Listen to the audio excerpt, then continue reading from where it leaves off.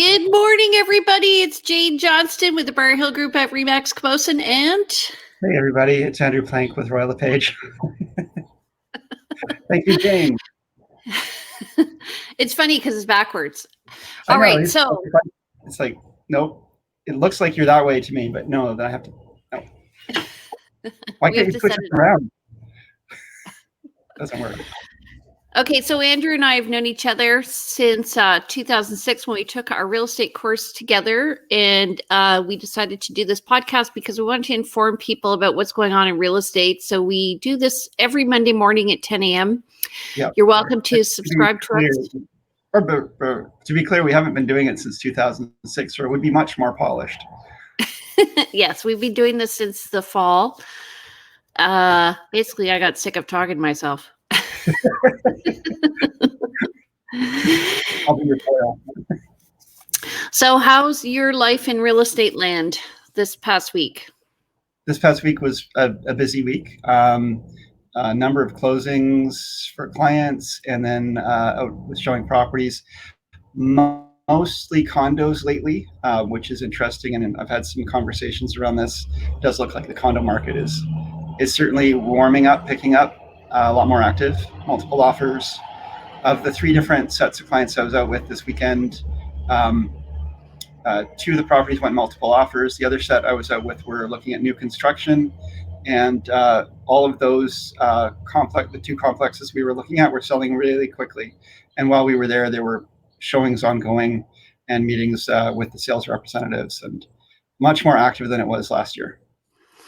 I too believe I was going to say this because we did our statistical analysis last summer about whether or not we perceived the market. We actually perceived it, and then we went and did the data check. So I went to show 22 properties last week, and of those, 3 were available. Yeah. And we got an accepted offer, and we got money off on one for our clients. So that was really nice. And then what? 3 properties available out of 22, and you somehow negotiated a price down? Yeah, so baby. Was overpriced to begin with and was sitting on market. What's the story here? No, it wasn't. But it was a first floor condo, and I just find with those, they tend to they have a very specific market. So generally, women don't tend to buy those. And he loved it. The buyer. We looked at one condo, and it had silverfish in it in the sink. I was like, I'm not touching anything. Was it an older condo? How old was this condo? Construction? It was the 1970s. It was actually rebuilt in the 90s. Okay. Or actually in 2000, but the original condo, there's 2 buildings. One was built in the 70s, and then when they rebuilt it, they built the exact same style condo, but it's 30 years newer because it had a fire. Oh, okay. Gotcha. So yeah, really exciting. And then Sunday, I was involved in 2 offers, one of which actually I wasn't even involved. We went to show a house, and we're at the stage where we're one-offing it. So we're going to see one house at a time. And by the time I called the agent in the evening, he had an accepted offer and a backup offer. Yep. So and then the other place, this was a property in Souk. They had 5 offers, and it's going over. It'll probably go $75,000 over asking, so 10% over. On a property in Souk. So you're finding Souk is still like quite active then out that way? Yeah, so it's interesting. A lot of people used to move to Souk. So like, I don't know if this is your perception, but Victoria was busy when we first got in 2006, and then Souk was busy, and Langford was kind of like languishing, right? It's about the price differential usually. Yeah, so Souk was just so much more better value than Victoria or Langford, and Langford wouldn't have been that much different than Victoria at one point. So now we're seeing Souk houses catching up to Langford values. Yeah. Although it's interesting being out in Langford yesterday or this weekend, and seeing, again, the perception if you're working in the downtown core or in the Victoria core. When I say core, I'm thinking, Saanich and City of Victoria and Esquimalt and Oak Bay in that core. And then you go out to Langford, the prices do seem so much lower for everything. There is still quite a big price differential. And then you jump out to Souk, and yet again, once again, it's just such a big difference even from Langford. So, there's some really nice homes with views in Souk now, though. Yeah, and it's reached the point that I think Souk is now, in the next while, will become a center of its own, and that's always been the challenge with Souk, is that it's been a commuter or recreational area. So, yeah. I used to teach out there, and let's just say in 20 years, it's changed. Right. Yeah. So is everything. That's the thing. They say you can never go back, but everything changes. So what's interesting politically is just there's a realtor who's newer to Victoria, and she wrote a question the other day, like, why do we have 13 municipalities here? Yeah. And fair enough. I think we're going to be amalgamating at some point, but Souk itself, I think, needs healthcare out there. That's one thing that it's missing in some industry. Fair enough. Just a thought. Okay, so let's go over what's going on with the stats. Let's look. Woohoo! Can you see it? I can see that. I have an eye appointment later today. Okay, so the year to date, so it's Monday, January 25th, and we have 447 sales this year compared to 411 last year in January. And again, that January the 2nd, 2020 stat is for the entire month, whereas we're dealing with the current stats in the first column. So we're definitely well ahead. 10%. Yeah. And yet, when we look at new listings, doesn't look like we're going to reach that milestone of 901 by the end of the month. So we're still low on listings, and people are hesitant to list. Why do you think that is, Jane? Well, like begets like. I've been talking to some clients about that, of saying that once you get a lot of listings, a lot of people like to list because then there's choice. And right now, there's a lot of pent-up demand because of a lack of listings, and we oversold in December.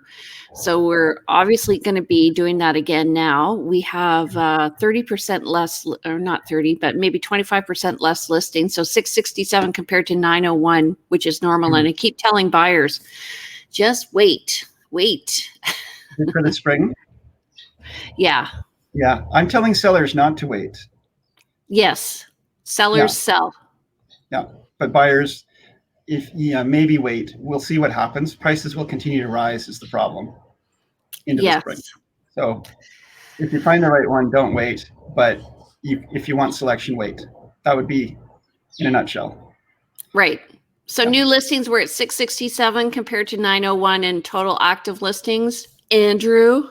1,347 currently active versus 1,958 at the end of the month in January. So again, quite a lot lower. And I'm imagining that by the end of January, that number is going to be actually smaller than 1,347 or similar. I think we'll have more listings coming on, but we'll also see those sell. And as you said, oversold, we're selling more than we're listing. So if that continues, we're going to have less than 1,347 by end of the month. Really tight inventory. You were just giving me the anecdote of the weekend. You made requests for 22 properties to view, and only 3 were available.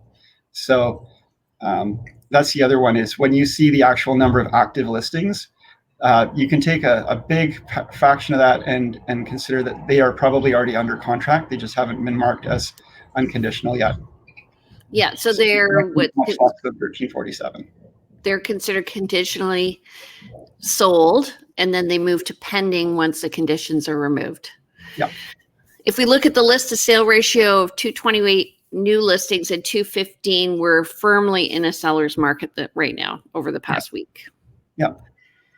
And surprisingly, 22 price decreases. That to me, so normally we're up around 78.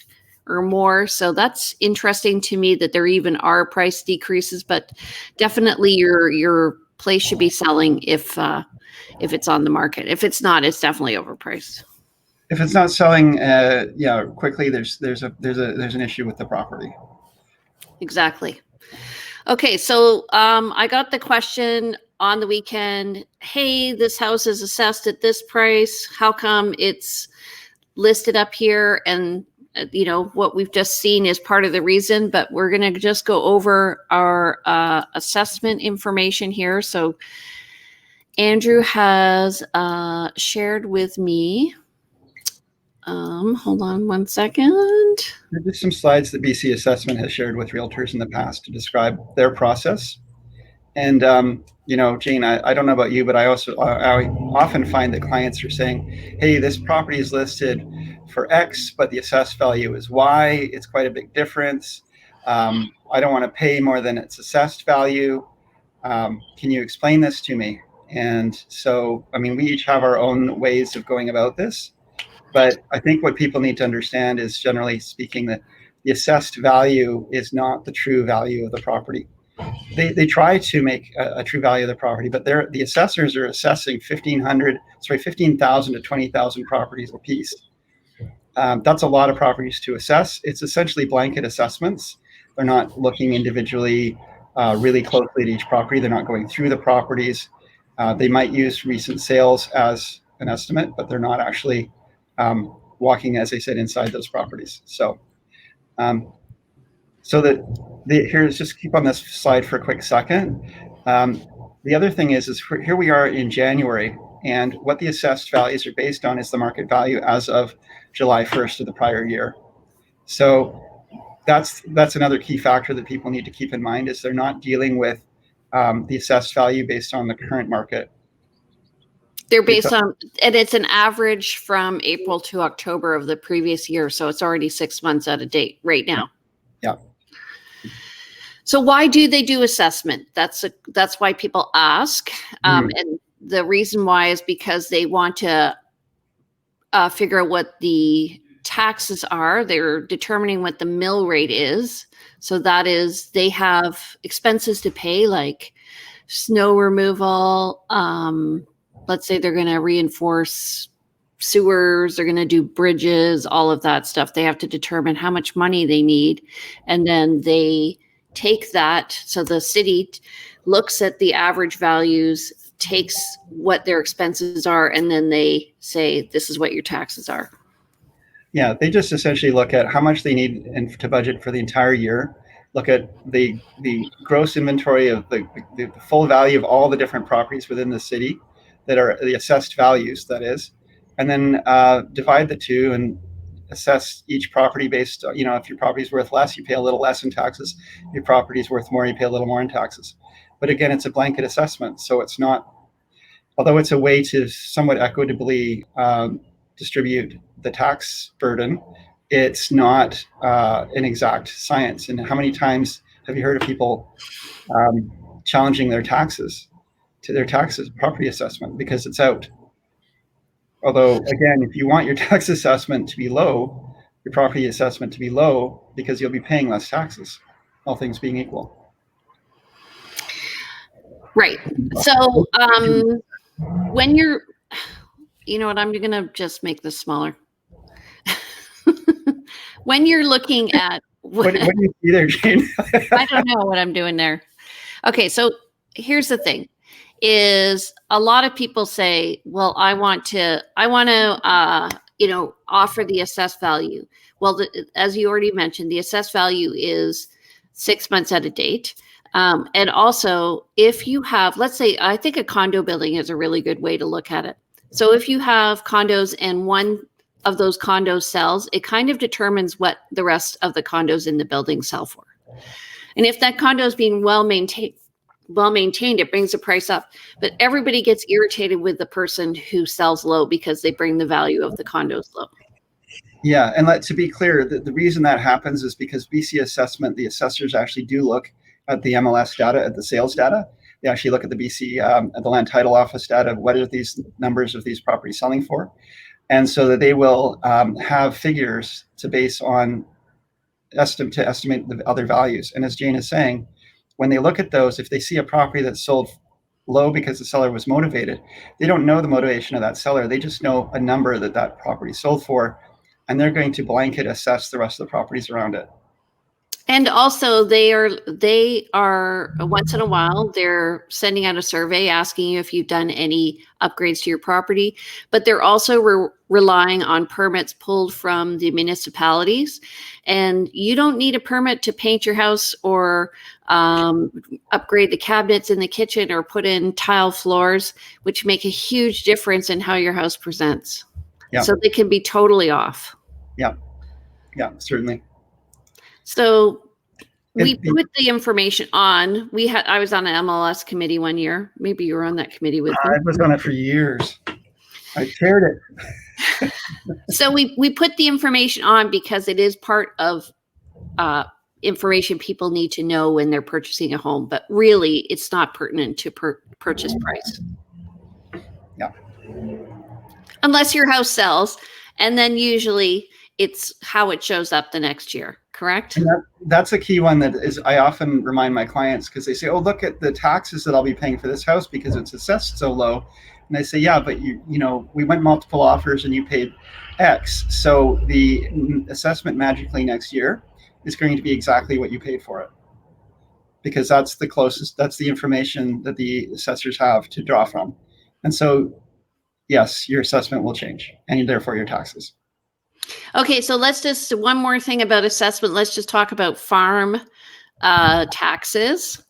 So often if you are paying farm taxes, your assessment will be, let's say you have like a $1.6 million property, your farm taxes may be at $250,000. That's because you've qualified for farm taxes by selling $2,500 dollars worth of produce or something like that. Eggs or flowers, or the farm stand idea, or some sort of little side business.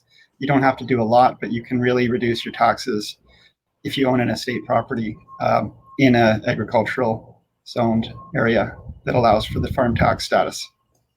Exactly. Yeah. Okay. One other last thing to say, again, with the property assessments, I often have people look at assessments, and we get stats that come out that say list price or sales price versus assessed value. And you see that, okay, list versus assessed value properties are selling at, let's say, 97% of, or assessed value is 90% of what properties are selling for. And so people say, well, I should only be paying, that ratio. And that's got to keep in mind and remember. And I have to remind people all the time that that's an average. It's not a rule. So there are properties selling well below assessed value, well above assessed value. If you show me a property in Oak Bay that you could buy at assessed value, you'd be getting a steal of a deal. You could look at a property in some other municipality that maybe was over assessed. If you pay even $50,000 under assessed value, you're still overpaying by $100,000. Assessed value is not a number that you should really put a lot of weight on when evaluating your home. That's the bottom line key takeaway. Jane, before we move on, you also had a little illustration that you said you often use. I want you to share that with our folks. Okay, actually, I'll do it with 2 pieces of paper. Okay. So you have 2 identical pieces of paper. Pardon? We have props. They're not identical. You got writing on one. Okay, and let's say you bought these properties in 2000 and they were worth $200,000. So they were built both at the same time, same square footage, and they have double car garage, 3 bedrooms, 2 baths. So they're an ideal home. And one has been well maintained, and they've redone the roof because it needs to be done by now. And they've redone the kitchen, and they've painted the exterior, and it sells first. It's going to bring this one up. Assessed value-wise. Assessed value-wise. Because if this sells first, it's going to bring this one up. And so that's why when you're in Vancouver and you have somebody who's lived in a house for 30 years paying taxes on a $1.6 million house, even though they bought their house for $30,000 in 1965. Right. At the same time, if this house has not been well maintained, and this they started out the same, and this one has been well maintained. I did it because it has writing on it. Then this one will bring the value of the houses down because it has not been well maintained. So if the one in the crumpled one sells first, the one that's a little bit creased and wrinkled and is not in the best of shape anymore, versus the one that's in better shape, then it sets the precedent and brings the other one lower. So one way or another, yes, the scales of justice. Yeah, and actually I had a great example of this, of two houses in Oak Bay literally selling side by side. One was better maintained than the other. And we went to look at both, and we wrote the offer on the better maintained home, even though they were both priced the same. And so that affected the price of the crappy one. It brought it up because they were just relying on pictures. So, and Andrew's stuck right now. So while he tries to get back on, if you have questions about it, you can give Andrew a call or me a call, and I'll just go present the information. So here's Andrew's information, 250-360-6106, and you can email him at info@andrewplank.com. And if you want to get in touch with me, I'm Jane Johnston with the BriarHillGroup at REMAX Camosun, and my number is 250-744-0775. All right, you guys, hope that was instructive and you learned a lot for today. If you have any questions, give me a call and we'll chat later. Bye. See you next week at Monday at 10 a.m.